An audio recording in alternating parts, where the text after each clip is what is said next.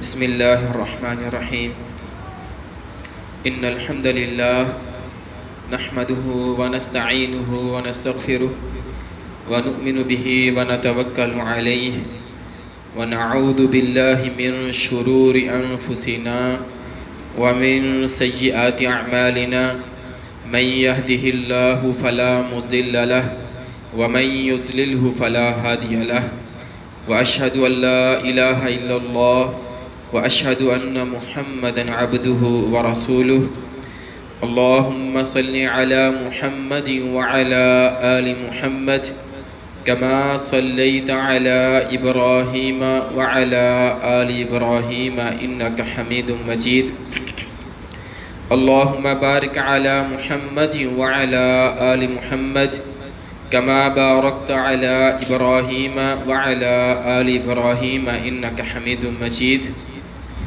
أما بعد فإن خير الحديث كتاب الله وخير الهدي هدي محمد صلى الله عليه وسلم وشر الأمور محدثاتها وكل محدثة بدعة وكل بدعة ضلالة وكل ضلالة في النار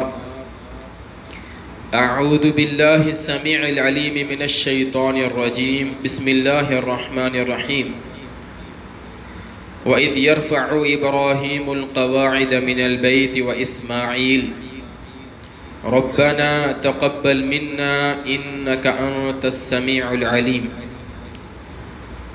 صدق اللہ العظیم رب اشرح لی صدری ویسر لی امری واحلل عقدۃ من لسانی یفقهوا قولی رب زدنی علما رب زدنی علما رب زدنی علما سبحانک لا علم لنا الا ما علمتنا انک انت العلیم الحکیم۔ ہر قسم کی حمد و ثناء، بڑائی، کبریائی، بزرگی، برتری اللہ وحدہ لا شریک کی ذات و برکات کے لیے ہیں۔ انگنت لا تعداد بے حد و حساب درود و سلام ہو سید المرسلین رحمت للعالمین جناب محمد مصطفیٰ احمد مجتبیٰ صلی اللہ علیہ وآلہ وسلم کی ذات اقدس پر۔ انتہائی قابل احترام محترم کرام معزز سامعین کرام، گفتگو ہو رہی ہے حضرت ابراہیم علیہ السلام کی زندگی کے حالات کے حوالے سے۔ ہم نے ابھی تک یہ پڑھ لیا، یہ سمجھ لیا، یہ سمجھنے کی کوشش کر لی آپ کا بچپن، آپ کا اپنی قوم کو دعوت دینا، اپنے باپ کو دعوت دینا، اور اسی طرح وقت کے بادشاہ نمرود کو دعوت دینا اور اس سے مناظرہ کرنا، پھر آپ کا اپنے علاقے کو چھوڑ دینا، اپنے والدین، اپنی قوم، اپنی برادری کو چھوڑ کر ہجرت کر لینا، فلسطین کے علاقے میں آباد ہو جانا، اور حضرت ہاجرہ کے ساتھ نکاح کرنے کے بعد حضرت اسماعیل اور حضرت ہاجرہ کو مکہ میں چھوڑ کر واپس آ گئے۔ پھر اگلی دفعہ جب گئے ہیں تو خواب دیکھا ہے اور حضرت اسماعیل علیہ السلام کے گلے پر چھری چلانے کی کوشش کی۔ اللہ رب العالمین نے اس کے بدلے میں ایک اور بیٹا اسحاق علیہ السلام کی بشارت دی۔ اسحاق علیہ السلام حضرت سارہ میں سے اللہ رب العالمین نے عطا کیے حضرت ابراہیم علیہ السلام کو۔ اس کے بعد گزشتہ جمعہ ہم نے یہ دیکھا کہ جب حضرت اسماعیل علیہ السلام جوان ہو گئے، ان کی شادی ہو گئی، تو حضرت ابراہیم ایک دفعہ پھر اسماعیل علیہ السلام کی خبرگیری کے لیے جاتے ہیں۔ پہلی بیوی سے بات کرتے ہیں، وہ بے صبری ہے، ناشکری ہے، قناعت اس کی زندگی میں نہیں ہے، اپنے شوہر سے راضی نہیں ہے، تو حضرت ابراہیم علیہ السلام نے طلاق دینے کا حکم دے دیا۔ حضرت اسماعیل پھر دوسری شادی کرتے ہیں، حضرت ابراہیم پھر دوبارہ جاتے ہیں۔ یہ بیوی صابرہ بھی ہے، شاکرہ بھی ہے، اور اپنے شوہر سے راضی بھی ہے۔ تو فرمایا کہ اس عورت کو اپنے عقد میں رکھو، اپنے نکاح میں رکھو۔ اللہ رب العالمین نے پھر اسی عورت میں سے حضرت اسماعیل علیہ السلام کو 12 بیٹے عطا کیے۔ وہ 12 کے 12 پھر آگے عرب کی پورے قبائل بنتے ہیں۔ انہی قبیلوں میں سے قبیلہ قریش کا قبیلہ ہے، اور اسی قبیلے میں سے قریش میں سے ایک بنو ہاشم کا خاندان ہے۔ اسی ہاشمی خاندان میں سے اللہ کے رسول حضرت محمد کریم صلی اللہ علیہ وآلہ وسلم ہیں۔ اللہ نے اس عورت کو پھر اس طرح نوازا ہے جس نے اپنے شوہر کا شکر ادا کیا، اللہ کا شکر ادا کیا اور اپنے شوہر سے راضی رہی۔ آگے چلتے ہیں، حضرت ابراہیم علیہ السلام واپس آ جاتے ہیں۔ میں نے آپ کو بتایا تھا احادیث میں 4 ملاقاتیں حضرت ابراہیم علیہ السلام کی وارد آئی ہیں کہ آپ فلسطین سے مکہ گئے ہیں اسماعیل سے ملنے کے لیے علیہ السلام۔ پہلی ملاقات وہ قربانی والا واقعہ، دوسری ملاقات جب پہلی بیوی سے ملاقات ہوئی، تیسری ملاقات جب دوسری بیوی سے ملاقات ہوئی، اب یہ چوتھی ملاقات ہے۔ حضرت ابراہیم علیہ السلام فلسطین سے نکلتے ہیں، صحیح بخاری کی روایت ہے، عبداللہ بن عباس رضی اللہ تعالیٰ روایت کرتے ہیں، یہ ان دونوں کے بعد کا واقعہ ہے۔ ابراہیم علیہ السلام کافی بوڑھے ہو چکے ہیں، اسماعیل علیہ السلام جوان ہیں، شادی شدہ ہیں، ہو سکتا ہے بچوں والے ہوں۔ حضرت ابراہیم علیہ السلام ملنے کے لیے آئے۔ حدیث کے الفاظ ہیں کہ حضرت اسماعیل علیہ السلام اس وقت جب ابراہیم ملنے کے لیے آ رہے تھے، زمزم کے پاس ایک درخت کے نیچے سائے میں بیٹھے تیر تراش رہے تھے، کیونکہ آپ تیر اندازی کو جانتے تھے، شکاری تھے، شکار کرنا ہوتا تھا، وہ تیر کے ساتھ ہو، گلیل کے ساتھ ہو، کسی پتھر کے ساتھ ہو، تو آپ تیر کو تراش رہے تھے۔ اتنے میں سامنے سے حضرت ابراہیم علیہ السلام آئے۔ حدیث کے الفاظ ہیں کہ پھر جس طرح ایک والد اپنی اولاد کو ملتا ہے اور ایک بیٹا اپنے والد کو ملتا ہے، جو کافی عرصے بعد ایک دوسرے کو دیکھتے ہیں، اسی طرح ان کی ملاقات ہوئی۔ یہ دونوں آپس میں ملے، ایک دوسرے کو سلام دعا، حال احوال کو پوچھا اور پھر بیٹھ گئے۔ تو حضرت ابراہیم علیہ السلام نے بات کا آغاز کیا، فرمانے لگے، اے میرے بیٹے، ان اللہ امرنی بامر، اللہ رب العالمین نے نا مجھے کسی کام کا حکم دیا ہے، ایک کام اللہ نے میرے ذمہ لگایا ہے۔ کہا اسنا ما امرک اللہ، ابا جان پھر جو اللہ نے حکم دیا ہے وہ کر گزریے، آپ تو اللہ کے ہر امتحان میں پاس ہوتے چلے آئے ہیں، اب جو اللہ کا حکم آیا وہ بھی پورا کیجئے۔ حضرت ابراہیم آگے سے پوچھتے ہیں وَتُعِینُنِی، کیا تم میری مدد کرو گے اس کام میں؟ اس لفظ کو آپ نے ذہن میں رکھنا ہے، ہم واپس اس پر آئیں گے۔ وَتُعِینُنِی، اے اسماعیل جو اللہ نے مجھے کرنے کا کہا ہے، تو میرا تعاون کرے گا، میری مدد کرے گا، میرا معاون بنے گا۔ اعینکا، جی ابا جان میں حاضر ہوں، میں آپ کی مدد کروں گا، اللہ کے اس حکم کی تکمیل میں میں آپ کے شانہ بشانہ کھڑا ہوں گا، آپ کے کندھے کے ساتھ کندھا ملاؤں گا۔ آپ بتائیے کیا حکم ہے؟ حضرت ابراہیم علیہ السلام نے پھر فرمایا، اللہ رب العالمین نے مجھے حکم دیا ہے کہ اس جگہ پر، یوں آپ نے اشارہ کیا، اس جگہ پر اللہ کا گھر بنایا جائے، اللہ کا گھر بیت اللہ تعمیر کیا جائے، یہ اللہ نے مجھے حکم دیا ہے، اور تو میرے ساتھ اس کام میں تعاون کرے گا، معاون بنے گا۔ کہا جی ہاں میں آپ کے ساتھ تعاون کروں گا۔ پھر حضرت ابراہیم علیہ السلام اور اسماعیل علیہ السلام نے دونوں نے مل کر اللہ کا گھر تعمیر کیا، بیت اللہ تعمیر کیا۔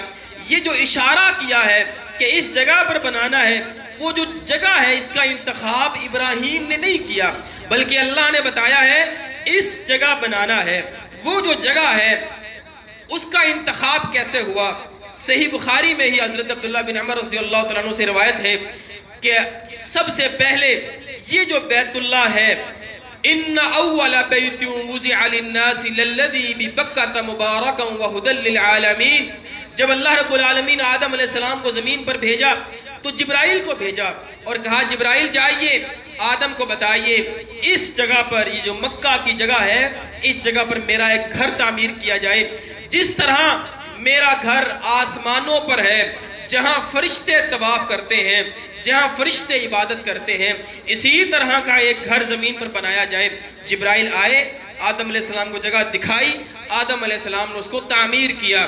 تو اس بیت اللہ کی پہلی جو تعمیر ہے وہ آدم علیہ السلام نے کی ہے، اسی جگہ پر، اسی مقام پر، انہی دیواروں میں جہاں آج بیت اللہ موجود ہے، اسی جگہ پر حضرت آدم علیہ السلام نے سب سے پہلے تعمیر کی، لوگ اس کی عبادت کرتے رہے۔ پھر جب نوح علیہ السلام کی قوم پر سیلاب آیا، یہ سارے کا سارا خانہ کعبہ کی جو دیواریں تھیں منہدم ہو گئیں، ختم ہو گئیں، لیکن جگہ تو موجود ہے نا، مقام موجود ہے، کچھ بنیادیں، کچھ نشانات موجود ہیں۔ پھر اس سیلاب کے بعد دوبارہ اس کی تعمیر حضرت ابراہیم علیہ السلام سے اللہ نے کروائی ہے۔ اے ابراہیم جائیے اسی مقام پر جہاں آدم نے میرا گھر تعمیر کیا تھا، وہ بنیادیں موجود ہیں۔ وَإِذْ يَرْفَعُ إِبْرَاهِيمُ الْقَوَاعِدَ مِنَ الْبَيْتِ، بنیادیں موجود ہیں، ابراہیم ان بنیادوں کو اٹھا رہے ہیں، ان بنیادوں کو بلند کر رہے ہیں، ان بنیادوں پر دیوار کھڑی کر رہے ہیں۔ جائیے اسی بنیاد پر میرا گھر تعمیر کیجئے۔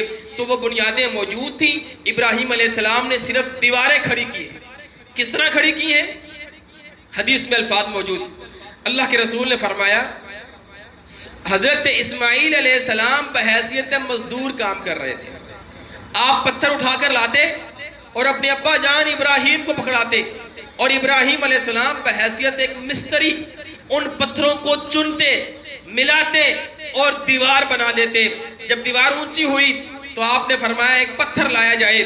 جبرائیل علیہ السلام پتھر لے کر آئے، اس پتھر پر کھڑے ہو کر پھر حضرت ابراہیم علیہ السلام اس گھر کی تعمیر کرتے رہے۔ آپ بحیثیت مستری تھے، اسماعیل علیہ السلام بحیثیت مزدور تھے، دونوں نے مل کر اللہ کا گھر بنایا۔ وہی پتھر آج خانہ کعبہ میں موجود ہے، جس کو آپ مقام ابراہیم کہتے ہیں، جہاں لوگ جا کر نفل پڑھتے ہیں۔ وَاتَّخَذُوا مِن مَقَامِ إِبْرَاهِيمَ مُصَلَّى، اللہ نے کہا جہاں وہ پتھر پڑا ہے وہ مقام ابراہیم ہے، اور اس کو مصلی بناؤ، وہاں نماز پڑھو، وہاں نفل پڑھو، یہ عمرے کا حصہ بنا دیا گیا۔ وہ پتھر آج بھی موجود ہے۔ اس پتھر پر کھڑے ہو کے حضرت ابراہیم علیہ السلام بحیثیت مستری یہ کام کرتے رہے، اور حدیث میں کسی اور شخص کا ذکر نہیں ہے۔ حالانکہ مکہ کے اندر آبادی موجود ہے، لوگ موجود ہیں، لوگ رہتے ہیں۔ ابراہیم علیہ السلام کسی اور کو اپنا معاون بھی بنا سکتے تھے، کسی اور کو ساتھ ملا بھی سکتے تھے۔ آخر لمبی چوڑی دیواریں بنائی گئی ہیں، کچھ کام تو تھا نا، لیکن آپ نے کسی کو ساتھ نہیں ملایا، صرف آپ ہیں اور آپ کا بیٹا ہے، دونوں نے مل کر کام کیا ہے، اللہ کا گھر تعمیر کیا ہے۔ آپ کسی کو مزدور بھی رکھ سکتے تھے، آپ کسی کو بطور مستری بھی رکھ سکتے تھے، لوگ بھی موجود تھے، آپ تعاون بھی لے سکتے تھے، لیکن آپ نے اللہ کا حکم سمجھتے ہوئے، اللہ کے حکم کی فرما برداری کرتے ہوئے خود اس گھر کو تعمیر کیا ہے۔ اور آپ کو اور مجھے ملت ابراہیمی کا یہ سبق دیا ہے کہ اگر ابراہیم علیہ السلام اپنے ہاتھوں سے چنائی کر کے اللہ کا گھر بنا سکتے ہیں، اور اسماعیل جیسا نبی اور رسول مزدوری کر سکتا ہے اس اللہ کے گھر کی تعمیر میں، تو اے انسان، اے امتی، آپ کی اور میری کیا حیثیت ہے، آپ کی اور میری کیا اوقات ہے، آپ کے اور میرے کیا اعمال ہیں جو ہم لوگوں سے کام کرواتے ہیں۔ ہم لوگوں کو پیسے دے کے کام کروا لیتے ہیں، ہم سے تو صفائی نہ ہوئی، ہم سے تو کوئی تنکا نہ اٹھایا گیا، یہ بھی کرو، وہ بھی کرو، وہ بھی تم ہی کرو، تم نہیں کرنا سب کچھ، ہم کچھ نہیں کر سکتے، اذان بھی تم نے پڑھنی ہے، نمازیں بھی تم نے پڑھانی ہے، سب کچھ تم نے کرنا ہے، ہمارا کام ہے صرف تعاون کرنا، جب ضرورت ہو ہمیں بتا دینا، ہم آ جائیں گے۔ حضرت ابراہیم علیہ السلام نے یہ رویہ نہ اپنایا، اللہ کے رسول نے یہ رویہ نہ اپنایا۔ جب آپ مدینہ میں گئے، آپ نے سب سے پہلا کام مسجد نبوی کی تعمیر کی ہے، اور اس مسجد نبوی کی تعمیر میں صحابہ فرماتے اللہ کے رسول نے اپنے ہاتھوں سے پتھر اٹھا اٹھا کے لگائے ہیں۔ جہاں صحابہ کام کر رہے ہیں وہاں اللہ کے رسول نے بھی خوب کام کیا، خوب اس کام میں حصہ ڈالا تھا، فزیکلی حصہ ڈالا تھا، صرف تعاون کے طور پر نہیں، صرف جو ہے وہ سپروائزری کر رہے ہیں، جی میں دیکھ رہا ہوں، زیر نگرانی میرے ہو رہا ہے، زیر صدارت میرے ہو رہا ہے، یہ بھی اچھی بات ہے، یہ بھی نیکی ہے، یہ بھی اللہ کے ہاں بڑا محبوب عمل ہے۔ لیکن اگر یہاں پر غور کیا جائے تو ابراہیم جیسی شخصیت اپنے بڑھاپے میں سفید بالوں کے ساتھ، بوڑھا شخص، کمر کمزور اور کمزوری کے ساتھ، کمزوری کے باوجود اللہ کا گھر بنا رہا ہے، اور مجھے اور آپ کو سبق دے رہا ہے۔ یہ اینٹیں لگانا، یہ مسجد کے کام کرنا، مسجدوں کی صفائیاں کرنا، مسجد کے اہتمام کرنا، یہ ابراہیم کی سنت ہے، یہ اسماعیل کی سنت ہے، اور یہ محمد الرسول اللہ صلی اللہ علیہ وآلہ وسلم کی سنت ہے۔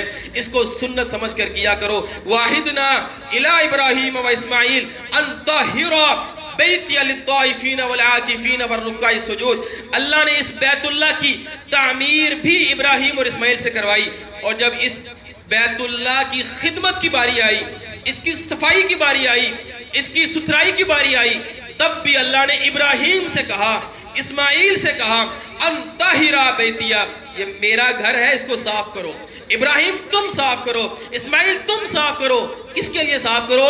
للعاکفین، یہاں پر لوگ اعتکاف کرنے کے لیے آئیں گے، تم نے ان کے لیے صفائی کرنی ہے. یہاں لوگ سجدہ کرنے کے لیے آئیں گے, یہاں لوگ رکوع کرنے کے لیے آئیں گے. اے ابراہیم, اے اسماعیل, تمہاری ذمہ داری اس کو صاف کرو تاکہ رہتی دنیا تک یہ مثال بن جائے. یہ مسجد کی صفائی کرنے والے کوئی عام بندے کی سنت پر عمل نہیں کر رہے, یہ مسجدوں کے اہتمام کرنے والے یہ ابراہیم علیہ السلام والی سنت پر ہیں, یہ اسماعیل کی سنت پر ہیں. یہ وہی کام کر رہے ہیں جو ابراہیم نے کیا, جو اسماعیل نے کیا.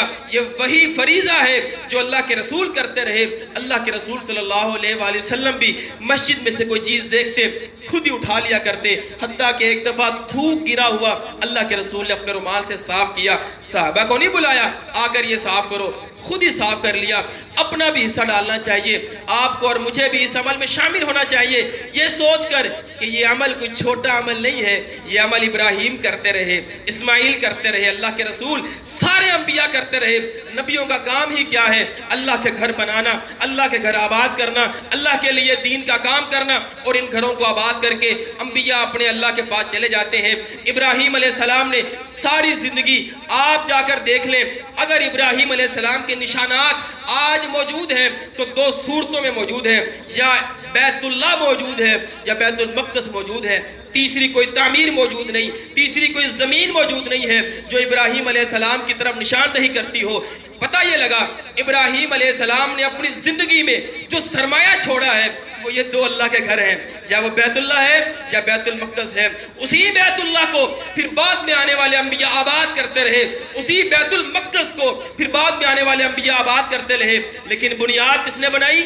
ابراہیم علیہ السلام نے. اس کی جو ہے وہ نیو کس نے رکھی, بنیاد کس نے رکھی؟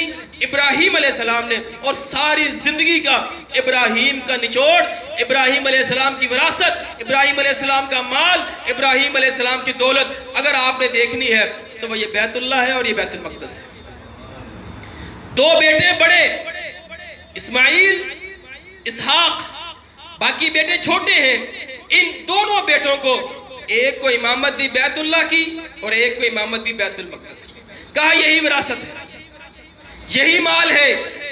ابراہیم اس دنیا میں چھوڑ کر جا رہا ہے تو یہ دو اللہ کے گھر چھوڑ کر جا رہا ہے اور کچھ چھوڑ کر نہیں جا رہا. انبیاء کی وراثت یہی ہوا کرتی ہے. آج اگر اللہ نے آپ کو اور مجھے دیا ہے تو ملت ابراہیمی کا یہ سبق ہے آپ کو اور مجھے.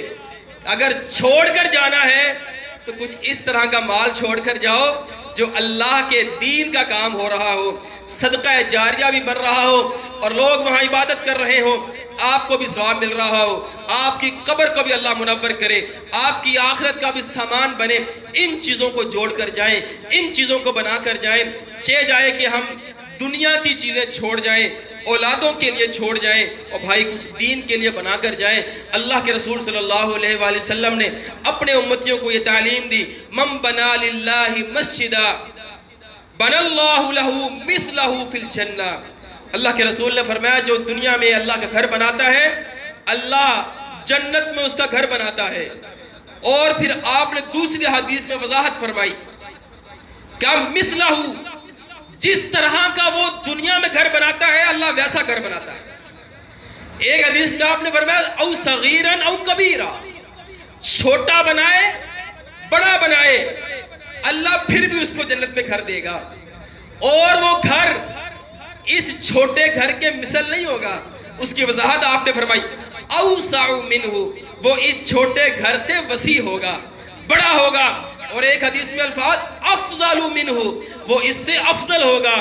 یہ بنایا آپ نے اور میں نے اپنی حیثیت کے مطابق, آپ نے اور میں نے اپنی اوقات کے مطابق, آپ نے اور میں نے اپنی اللہ کی توفیق کے مطابق چھوٹا گھر بنایا یا بڑا گھر بنایا, چند مرلوں میں بنایا, کنال میں بنایا, آپ نے اپنی حیثیت سے بنایا. وہ جنت اللہ کی ہے, اللہ اپنی حیثیت سے بنائے گا, اللہ اپنی جو ہے وہ افضلیت, کبریائی اور جبریائی کے ساتھ بنائے گا. اسی بدلے میں اللہ جنت میں آپ کو اور مجھے گھر دے گا.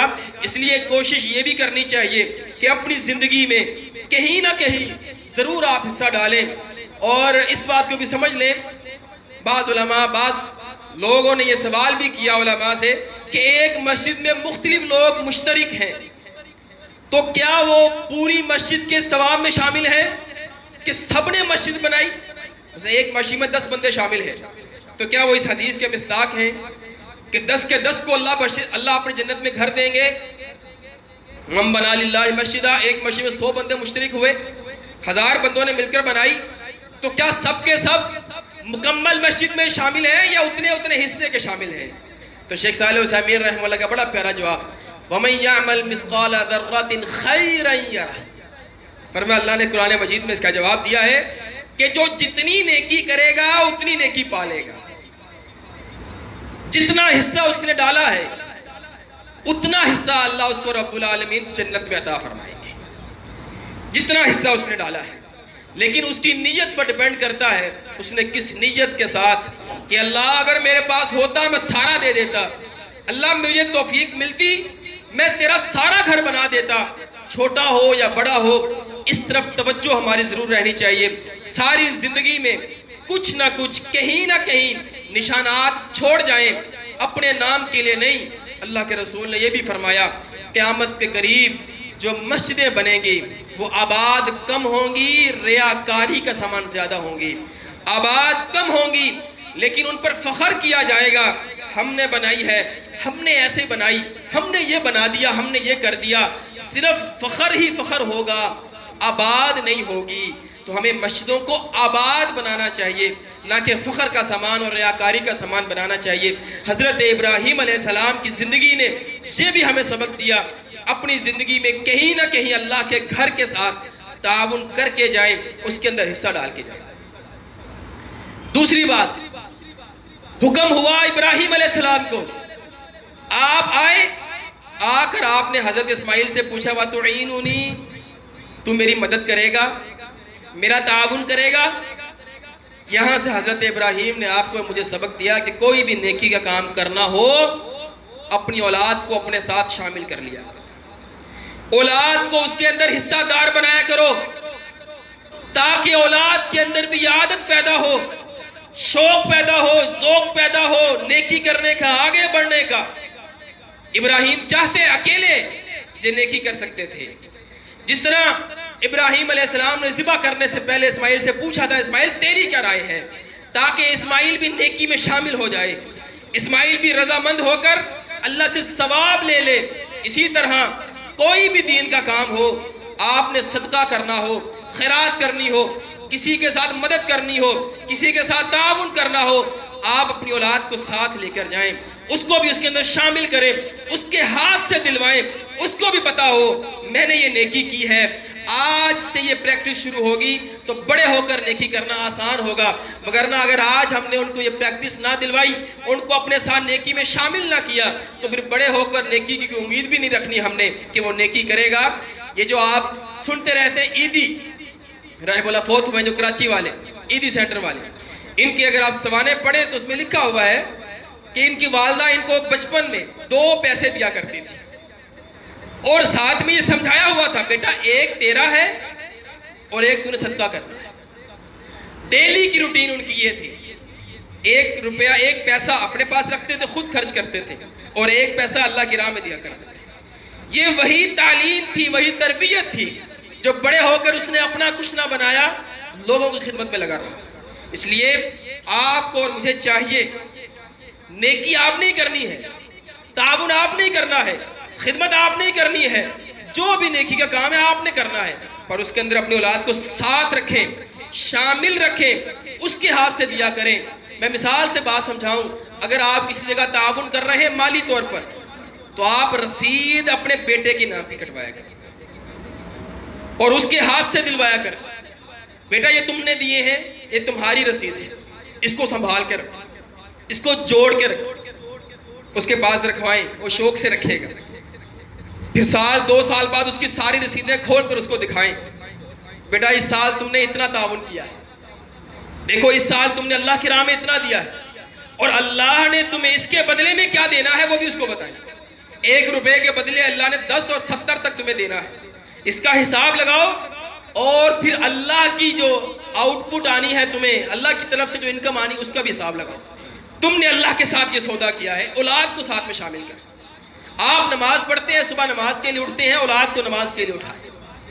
اولاد سوئی ہوئی ہے، خود نماز پڑھنے کے لیے آ گئے تو بھائی اس طرح عمل نہیں چلے گا، اس طرح کام نہیں چلے گا. اولاد کو ساتھ شامل کریں، اولاد کو ساتھ میں شامل کریں ہر نیکی کے کام میں. آپ کی اولاد کو پتہ ہو آپ کون سی نیکی کر رہے ہیں, چھپا کر نہ کریں. کچھ نیکیاں ظاہر کرنی چاہیے. یہ دائیں ہاتھ سے کی ہے بائیں کو پتہ ہی نہ لگے, وہ دنیا کی بات ہے. اپنے گھر والوں کو آپ کی نیکی کا پتہ ہونا چاہیے اور ان کو شامل کیا کریں. ہم کیا کرتے ہیں, ہم نیکی کرنے کے بعد بتاتے ہیں. پھر کیا ہوتا ہے, بعض دفعہ اعتراض ہو جاتا ہے, لے جو آپ نے یہ کیوں کیا, آپ نے بتایا کیوں نہیں کرنا تھا, ابھی ضرورت تھی پیسوں کی, آپ نے کیوں کیا. آپ وہی کام 2 دن پہلے کریں ان کے ساتھ کہ ہم یہ کام کرنا چاہ رہے ہیں, کیا مشورہ ہے تمہارا, کر لیں. کہتے جی نہیں کرنا, آپ ان کو کنونس کریں, ان کو ساتھ میں شامل کریں, ترغیب دیں ان کو کہ اس کی یہ فضیلت ہے, پھر وہ آپ کے ثواب میں شامل ہو جائیں. آپ کی بیوی ہے, آپ کے بھائی ہیں, آپ کے بچے ہیں, سب کو شامل کریں. یہ نیکی دکھا کر کیا کریں, کچھ نیکیاں دکھا کر بھی کیا کریں. اور جب آپ نے تربیت کرنی ہوتی ہے تو وہاں ضروری ہے کہ آپ نیکی کو دکھا کر کریں. بیٹا اس مہینے ہم نے یہ کیا ہے, اور اس میں بیٹے کو شامل کریں, بیٹوں کو بیٹیوں کو شامل کرنا تاکہ ان کو مشکل نہ ہو. اس لیے ہم یہ جو کرتے ہیں نا کہ حکم تھوپتے ہیں, یہ کرو, اس سے مسئلہ خراب ہوتا ہے. ہم جب اپنی بچی کو کہتے ہیں بیٹا پردہ کرو, وہ کہتی میرے اوپر حکم تھوپا جا رہا ہے. حضرت ابراہیم کا یہ طریقہ نہیں ہے. آپ بات کریں بیٹا اللہ کا حکم ہے, میں پورا کرنا چاہتا ہوں, تم میری مدد کرو گی. اللہ کے حکم کو ہم نے پورا کرنا ہے. اللہ ہمارا رب ہے, اللہ ہمارا خالق ہے, اللہ ہمارا مالک ہے, اللہ نے سب کچھ دیا ہے. یہ تیرا حسن, یہ تیری جوانی, یہ تیرا جسم, یہ مال, یہ گھر, یہ سب کچھ اللہ نے دیا ہے. اللہ کا ایک حکم ہے, ہم نے پورا کرنا ہے. کیا تم میری مدد کرو گی؟ کیا تم اللہ کے حکم کی لاج رکھو گی, میری بھی لاج رکھو گی؟ اگر وہ کہتی ہے جی ہاں میں آپ کی مدد کروں گی اس معاملے میں, تب اس کو کہیں بیٹا پردہ کرنا ہے, اللہ نے لڑکیوں کے لیے پردے کو فرض کیا ہے. یہ بھی ایک طریقہ ہے تربیت. یہ ابراہیم علیہ السلام کی تربیت. ابراہیم علیہ السلام کی تربیت کیا کرتے تھے, اس کو ثواب میں شامل کریں, نہ کہ حکم دیں. سوال کر کے اس کو اس بات پر لے کر آئے. جب وہ اپنے منہ سے کہے ہاں میں نے کرنا ہے, پھر آپ اس سے کام کروائیں. اور پھر وہ جو کرے گا نا وہ دل کی رضامندی سے کرے گا. وگرنہ ہو سکتا ہے وہ آپ کی بات مان لے, میری بات مان لے, لیکن دل کی رضامندی سے کام نہ کرے تو اللہ کے رسول صلی اللہ علیہ وآلہ وسلم نے, اللہ نے ایسی نیکی کو نیکی شمار نہیں کیا ہے. فَلَا وَرَبِّكَ لَا يُؤْمِنُونَ حَتَّى يُحَكِّمُوكَ فِي مَا شَجَرَ بَيْنَهُمْ ثُمَّ لَا يَجِدُوا فِي أَنفُسِهِمْ حَرَجًا مِّمَّا قَضَيْتَ وَيُسَلِّمُوا تَسْلِيمًا. اے نبی, مومن وہ ہے, کامل ایمان والا وہ ہے جو آپ کا حکم سن کر دل کے اندر کوئی خلش نہیں رکھتا, رضامندی کے ساتھ کام کرتا ہے. تو اگر آپ چاہتے ہیں آپ اور میں اور ہمارے بچے, ہمارے گھر والے رضامندی سے اللہ کا حکم مانے, تو پھر یہ بھی ایک طریقہ ہے. اس طریقے کے ساتھ ہمیں تربیت کرنی چاہیے اپنے بچوں کی, جو ابراہیم علیہ السلام نے آپ کو اور مجھے سکھایا ہے. اب ابراہیم علیہ السلام اللہ کا گھر بنا رہے ہیں. قرآن کیا کہتا ہے؟ اللہ رب العالمین فرماتے ہیں وَإِذْ يَرْفَعُ إِبْرَاهِيمُ الْقَوَاعِدَ مِنَ الْبَيْتِ وَإِسْمَاعِيلُ. جب ابراہیم اور اسماعیل اللہ کا گھر بنا رہے تھے, بناتے ہوئے ان کی زبان پر کچھ الفاظ تھے, رَبَّنَا تَقَبَّلْ مِنَّا إِنَّكَ أَنْتَ السَّمِيعُ الْعَلِيمُ. اللہ, میں ابراہیم اور یہ میرا بیٹا اسماعیل, ہم مل کے تیرا گھر بنا رہے ہیں. اللہ ہم تجھ سے دعا کرتے ہیں, التجا کرتے ہیں, اللہ یہ ہمارا عمل قبول فرما لے, اللہ یہ ہمارا عمل قبول فرما لے, اللہ یہ ہمارا عمل قبول فرما لے. ادھر پتھروں کی چنائی ہو رہی ہے اور ادھر ربنا تقبل منا, ربنا تقبل منا, ربنا تقبل منا. یہ ملت ابراہیمی ہے. ابراہیم علیہ السلام جیسا شخص, اللہ کا نبی, اللہ کا رسول, اللہ کا خلیل, اللہ سے کیا دعا مانگ رہا ہے؟ اللہ قبول کر لے, اللہ قبول کر لے. اللہ لوگوں کے لیے نہیں کر رہا, اللہ تیرے لیے کر رہا ہوں, اللہ تو قبول کر لے. اللہ دکھانے کے لیے نہیں کر رہا, شہرت کے لیے نہیں کر رہا, نمائش کے لیے نہیں کر رہا, اللہ تیرے لیے کر رہا ہوں, قبول کر لے, اللہ قبول کر لے. بار بار بار بار اللہ سے دعا, اللہ قبول کر لے, اللہ قبول کر لے. اور آپ کو اور مجھے یہ سبق دیا, کوئی بھی عمل کریں اس عمل کے اندر اس دعا کو شامل رکھیں, ربنا تقبل منا, ربنا تقبل منا. یہ آپ کی نیت کو درست کرے گا. بعض اوقات نا انسان کی نیت خراب ہو جاتی ہے, اور یہ کوئی جو ہے مذاق کی بات نہیں ہے، یہ واقعی ایسے علماء کرام اللہ کے اولیاء یہ لکھے، انہوں نے بیان کیا ہے، لکھا ہے کہ اگر ہم پر کوئی سب سے مشکل عمل گزرا ہے تو وہ نیت کی درستگی ہے۔ اللہ کے اولیاء پر بھی جو سب سے مشکل عمل گزرا ہے وہ نیت کی درستگی ہے۔ یہ نیت صحیح نہیں ہوتی، یہ ہو جاتی ہے خراب، لیکن اس کا حل یہ ہے جب بھی نیکی کر رہے ہوں، جب بھی کوئی کام کر رہے ہوں، فوراً ربنا تقبل منا، ربنا تقبل منا۔ اسی لیے قربانی کرتے ہوئے ہمیں یہی دعا سکھائی گئی، اللہ کے رسول کی سنت، بسم اللہ اللہ اکبر، اللہم تقبل منا، اے اللہ میں تیرے نام سے ذبح کر رہا ہوں، اللہ تو قبول کر لے۔ یہ جو لفظ ہے یہ آپ کی نیت کو درست کر دے۔ اب آپ کسی اور کے لیے نہیں کر رہے، اب آپ اللہ کے لیے کر رہے ہیں۔ اللہ تیرے لیے کیا ہے اس کو قبول کر لے، اللہ تیرے لیے کیا ہے اس کو قبول کر لے۔ اس لفظ کو، اس جملے کو اپنی زندگی کا حصہ بنائیں، جب بھی نیکی کریں ربنا تقبل منا، اللہ قبول کر لے۔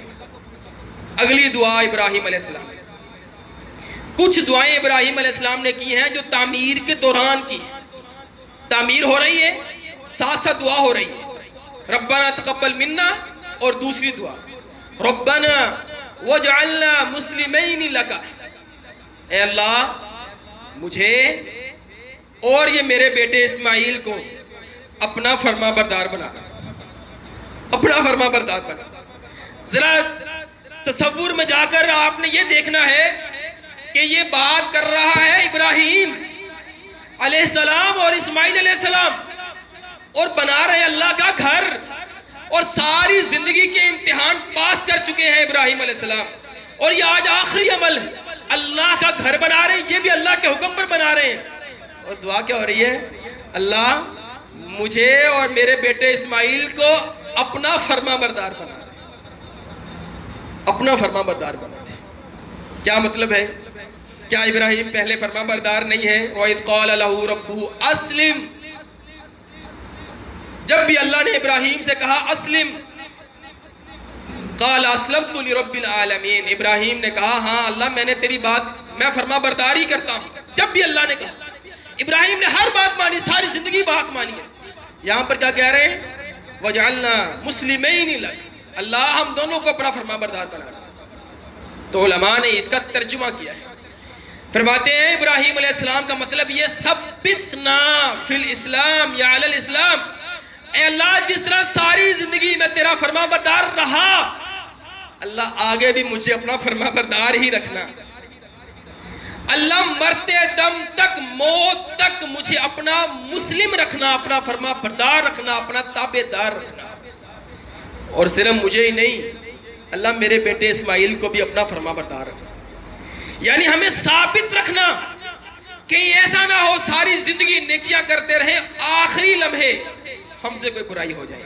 نبی سے برائی کا تصور ہی نہیں ہے، ہم سوچ بھی نہیں سکتے، سوچنا بھی کفر ہے، لیکن ہمارے لیے، تعلیم کے لیے، تربیت کے لیے، امتوں کے لیے، اللہ کے رسول نے فرمایا ایک شخص ساری زندگی نیکی کرتا ہے، ساری زندگی نیکی کرتا ہے، اتنی نیکی کرتا ہے کہ اس کے اور جنت کے درمیان صرف ایک بازو کا فاصلہ رہ جاتا ہے، اور پھر اچانک سے وہ ایسی بدکاری اور ایسا گناہ کر بیٹھتا ہے کہ وہاں سے اٹھا کر جہنم میں پھینک دیا جاتا ہے، ایک عمل کی وجہ سے۔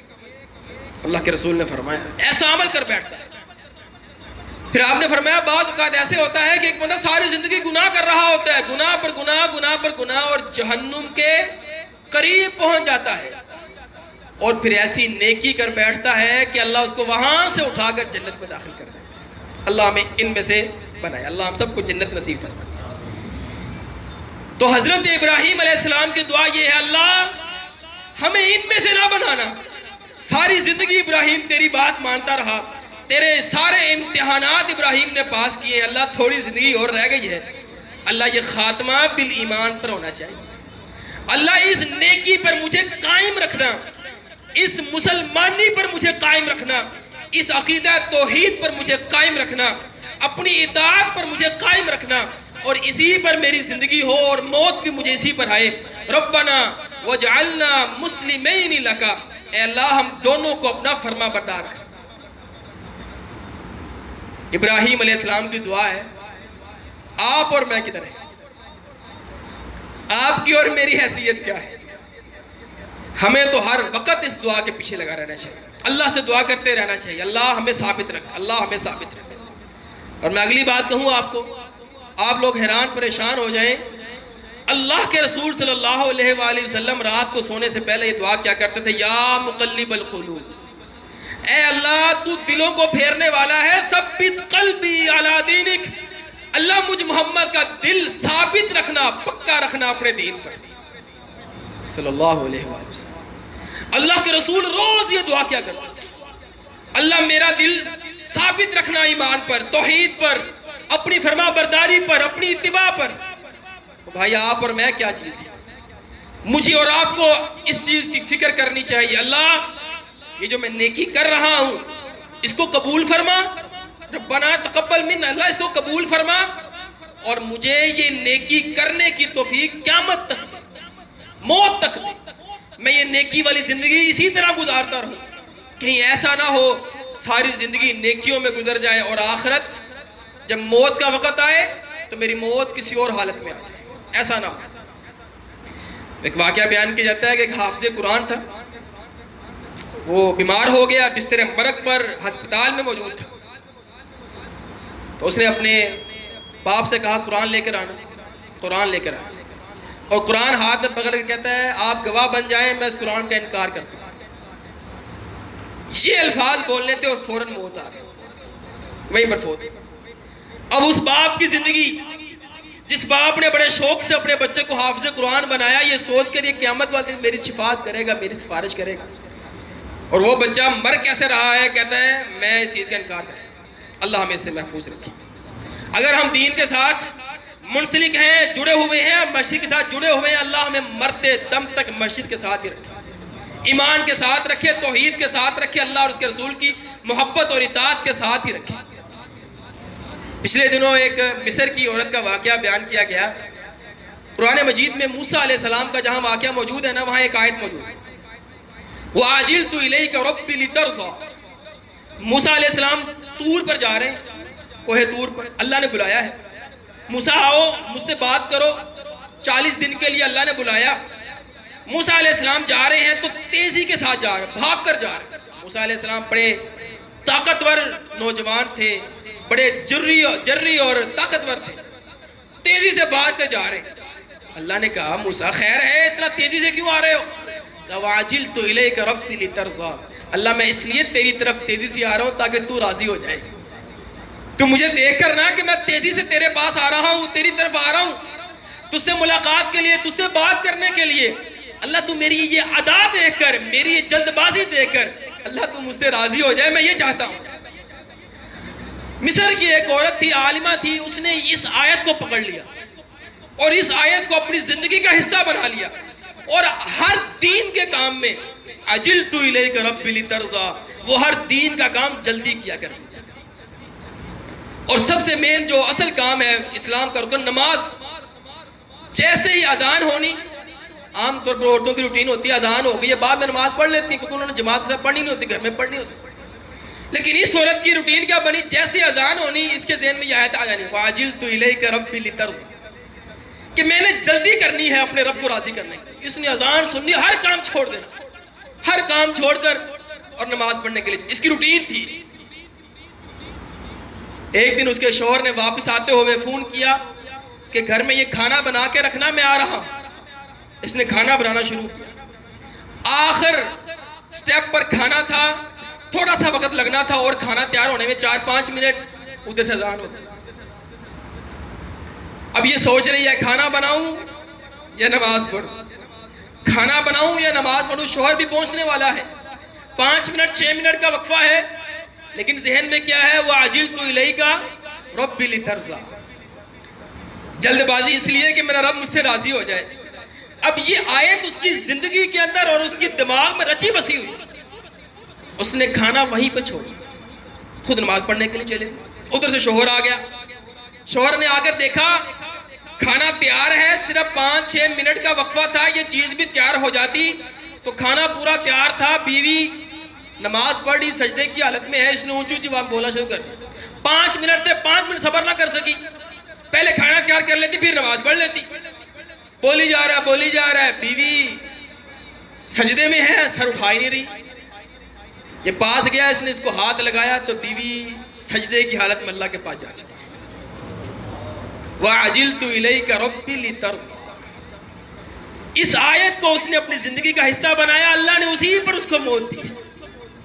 اللہ رب العالمین ہمیں بھی ایسی موت نصیب فرمائے، ایمان والی موت. تو بھائیوں اس چیز کو ضرور اپنی دعاؤں میں شامل رکھیں. اللہ مجھے ثابت رکھ، میرا دل پکا رکھ.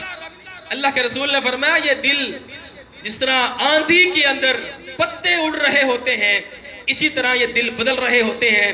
مسجد میں کچھ اور ہوتا ہے، باہر جاتے کچھ اور ہوتا ہے، دکان پر بیٹھتے کچھ اور ہوتا ہے، بیوی بچوں کے پاس بیٹھتے کچھ اور ہوتا ہے، گاہک آ جائے کچھ اور دل ہوتا ہے. دل بدلتے رہتے ہیں.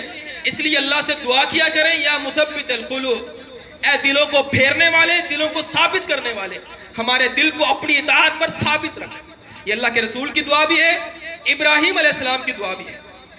ربنا وجعلنا مسلمین لک، اللہ ہمیں فرما بردار رکھنا اپنا، لکا تیرا. اس میں علماء نے ایک بڑا اشارہ نکالا ہے. ابراہیم علیہ السلام کی اس دعا میں توحید کی طرف اشارہ ہے.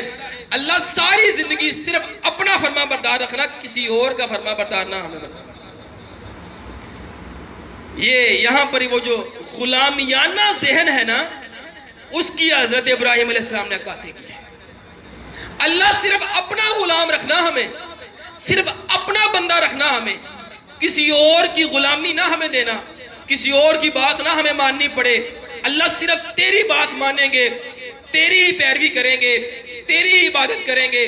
تیرے علاوہ کسی اور کی بات جو تیری بات سے ٹکرائے گی اللہ ہم قبول نہیں کریں گے. ساری زندگی ہمیں اس پر رکھنا، اللہ کے علاوہ کسی اور کی بات جب اللہ کی بات سے ٹکرائے گی اللہ ہمیں اپنی تیری بات پر پابند رکھنا. یہاں پر ذرا رک کر اپنی طرف آپ اور میں بھی دیکھیں کہ جب برادری کی بات، جب آپ کی اور میرے خاندان کی بات اور آپ کی اور میرے رسم و رواج اللہ کے دین سے ٹکراتے ہیں، اللہ کے قانون کے سامنے آتے ہیں، تو آپ اور میں کیا کرتے ہیں؟ پھر آپ کا اور میرا رویہ کیا ہوتا ہے؟ ابراہیم علیہ السلام نے کہا اللہ اگر میں کسی کا غلام ہوں تو وہ صرف تیری ذات ہے. اللہ اگر میں کسی کا پابند ہوں تو وہ صرف تیرا پابند ہے. نہ میں کسی خاندان کا پابند ہوں، نہ میں کسی قبیلے کا پابند ہوں، نہ میں کسی وطن کا پابند ہوں، نہ میں کسی ملک کے قانون کا پابند ہوں. اللہ میں پابند ہوں تو صرف تیرے قانون کا، تیری شریعت کا، تیرے قرآن کا، تیرے نبی کی حدیث کا پابند ہوں. اس کے علاوہ میں کسی کا پابند نہیں. یہ توحید کی طرف اشارہ ہے ابراہیم علیہ السلام کا. اللہ ہمیں اس توحید پر پکا رکھنا کہ جب بات ماننے کی باری آئے تو ہم صرف تیری بات مانیں، کسی اور کی بات نہ مانیں. وَمِن ذُرِّيَّتِنَا أُمَّةً مُسْلِمَةً لَكَ. آگے کیا کہا؟ اللہ پھر میری اولاد میں سے بھی ایک گروہ ایسا رکھنا جو تیرا فرما بردار. اپنے لیے بھی دعا کی، اسماعیل کے لیے بھی دعا کی، اور اپنی آنے والی نسل کے لیے بھی دعا کی. امتم مسلمۃ لک، اللہ میری نسل میں سے بھی ایسے ہی بچے پیدا ہوں جو تیرے فرما بردار ہوں. یہاں پھر آپ نے ہمیں، مجھے اور آپ کو سبق دیا کہ اپنی نسل کی فکر کریں، اپنی اولادوں کی فکر کریں. تو کسی نے کہا تھا نا، اگر آپ نماز سے سلام پھیر کر پیچھے دیکھیں اور آپ کو اپنے مسجد کے اندر چھوٹے بچوں کا کھیلنا اور ان کا شرارتیں کرنا اور ان کی آوازیں نہ آ رہی ہو تو پھر اپنے نسل کی فکر کرو، اپنے نسل کی ایمان اور اس کی دین کی فکر کرو کہ تمہاری اولاد مسجدوں میں نہیں آ رہی. تمہاری اولاد نے اسکول آباد کیے، گراؤنڈ آباد کیے، سینمے آباد کیے، پلے لینڈ آباد کیے. اگر ہم نے آباد نہیں کیے تو مسجدیں اور مدارس ہم نے آباد نہیں کیے. ہم نے مسجدوں میں اپنے بچوں کو نہیں بھیجا، ہم نے مدارس میں اپنے بچوں کو نہیں بھیجا. ہم نے اسکولوں کالجوں کو آباد کیا، اور ایسا آباد کیا کہ بچے نہیں بھی گئے اسکولوں میں، ہم نے پھر بھی فیسیں بھری. ہم نے ایسا آباد کیا اسکولوں میں، ہم نے ان کو ایسا سپورٹ کیا. اور یہ سپورٹ شاید وجعلنا مسلمین لک ہی تھی ہے، پیروی ان کی اور اللہ کی پیروی ہو رہی تھی, اللہ کی بات مانی جا رہی تھی. ہم نے خوب سپورٹ کیا ان کو. اور جب مدرسے کی باری آتی 1000 روپے میں گزارا ہو جائے گا جی, 500 روپے رکھ لیں مہینے کا, 1000 روپے رکھ لیں مہینے کا, ٹھیک ہے جی کافی ہے جی. اور بھائی اپنے بچے کی 10,000 روپے فیس بھر رہے ہو, وہ کس کھاتے میں جا رہی ہے؟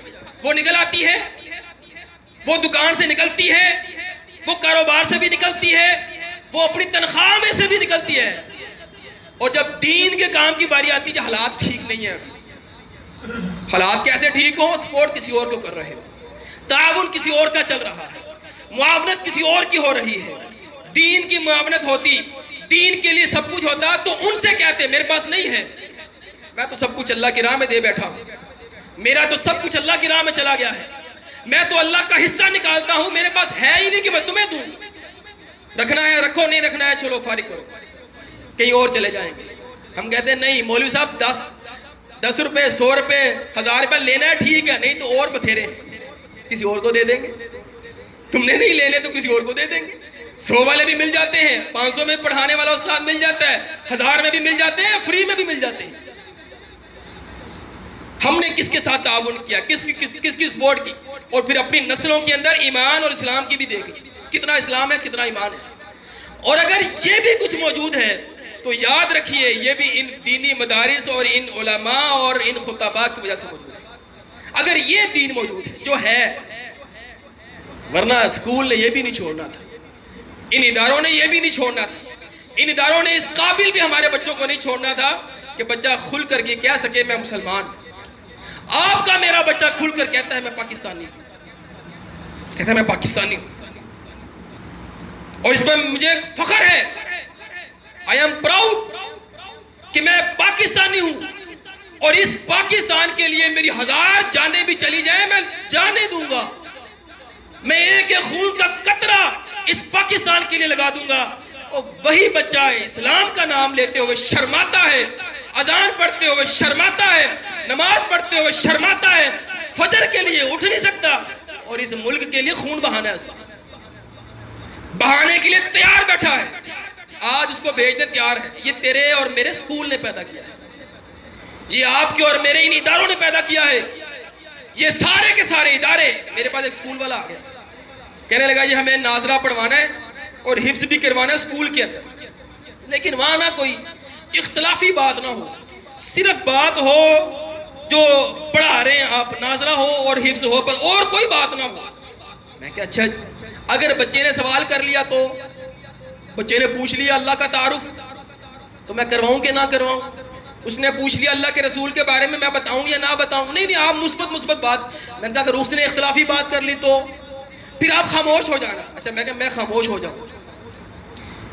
میں نے کہا مجھے آخری ایک بات بتا دیں بس, آپ بچے کو بنانا کیا چاہتے ہیں؟ یہ اسکول کا پرنسپل ہے, باشرح ہے, نمازی ہے, سب کچھ ہے. میں نے کہا آپ بچے کو بنانا کیا چاہتے ہیں پہلے یہ مجھے بتائیں, بعد میں آپ کو استاد دوں گا, بعد میں آپ کو پڑھانے کے لیے آؤں گا. آپ بتائیں بچے کو بنانا کیا چاہتے ہیں؟ کہتے میں بچے کو نا ایک اچھا پاکستانی بنانا چاہتا ہوں. میں کہا واہ بھی واہ, فسانے کو کی لینا ہے؟ میں تو اپنے ادارے میں بچے کو مسلمان بنانا چاہتا ہوں, مواحد بنانا چاہتا ہوں, اللہ اور اس کے رسول کا محب بنانا چاہتا ہوں, اسلام کے لیے جان دینے والا بنانا چاہتا ہوں. تو مینو پھر اپنے ادارے کیوں لے کے جا رہے ہیں؟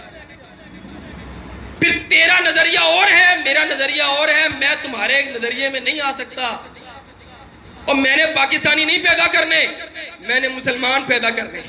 مسلمان پاکستانی نہیں ہوتا, مسلمان کی یہ ساری دنیا مسلمان کی ہے, یہ ساری کائنات میرے اللہ کی ہے, اور میں اللہ کا فرما بردار ہوں, یہ ساری کائنات میری ہے. یہ کائنات, اس کائنات پہ رہنے کا حق صرف اس کا ہے جو اللہ کو مانتا ہے. اس کائنات کا حقدار صرف مسلمان ہے, اس کائنات پہ رہنے کے قابل صرف مسلمان ہے, کیونکہ اس کو اللہ نے جو حکم دیا اس نے تسلیم کیا, لا الہ الا اللہ کا اقرار کیا اس نے. بس جو اللہ کو نہیں مانتا وہ اللہ کی زمین پر رہنے کا حقدار نہیں. آپ مجھے نہیں مانتے, آپ میرے گھر میں نہیں آ سکتے. جو پاکستان کو پاکستان نہیں مانتا وہ پاکستان میں نہیں آ سکتا. آپ اسرائیل کو نہیں مانتے, آپ اسرائیل میں نہیں جا سکتے. اسرائیل والا یہاں نہیں آ سکتا, اور ماننا پڑتا ہے, تسلیم کرنا پڑتا ہے. یہ کائنات اللہ کی ہے, جو اللہ کو مانے گا وہی رہنے کا حقدار ہے, جو نہیں مانے گا وہ اس کائنات کے گندے ترین جانور ہے, کتے ہیں. اور اللہ نے کہا ان کتوں کو صاف کر دو، صفایا کر دو. جب تک ساری دنیا میں لا الہ الا اللہ نہ ہو جائے سب کو مار دو. اللہ کے رسول کی حدیث، امرت ان اقاتل الناس، مجھے اللہ نے حکم دیا میں سب کو مار دوں جب تک وہ لا الہ الا اللہ نہ پڑھ لے. مسلمان یہ ہوتا ہے. ہم نے تو یہ پیدا کرنے ہیں، ہم نے وہ نہیں پیدا کرنے. اس لیے آپ کو اور مجھے دوبارہ نظر ثانی کرنی چاہیے، اپنے اوپر بھی، اپنی اولادوں پر بھی. میں کیا کر رہا ہوں اور اپنی اولاد کو ہم کیا بنا رہے ہیں، کس طرف لے کر جا رہے ہیں. حضرت ابراہیم نے کہا اللہ مجھے بھی اپنا مسلمان بنا اور میری اولاد کو بھی اپنا مسلمان بنا. اللہ تعالیٰ سے دعا ہے اللہ تعالیٰ ہمیں عمل کرنے کی توفیق عطا فرمائے. وآخر دعوانا ان الحمدللہ.